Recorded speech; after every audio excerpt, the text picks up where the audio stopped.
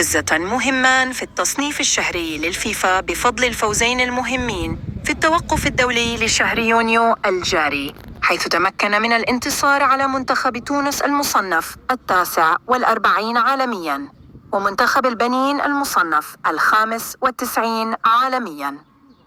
فقد سجل المنتخب المغربي ارتقاءه إلى المركز 11 عالمياً بمعدل ارتقاء بمركز واحد، ليتجاوز لأول مرة في التاريخ منتخب ألمانيا الذي تقهقر إلى المركز 12 عالمياً على إثر هزيمتيه أمام البرتغال وفرنسا في دوري الأمم الأوروبي. الركراكي يحقق رقم غير مسبوق في تاريخ المنتخب المغربي،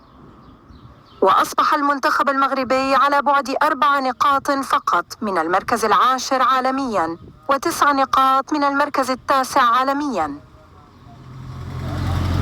تجدر الإشارة أن المركز 11 هو أفضل مرتبة حققها المنتخب المغربي في تصنيف الفيفا، وكان ذلك سنة 2023 عقب انتهاء مشاركته الناجحة في مونديال قطر، علما أن المغرب سبق له أن احتل المركز 10 عالميا، لكن التصنيف آنذاك لم يكن معترفا به من طرف الفيفا، وكانت تتكلف به صحف دولية.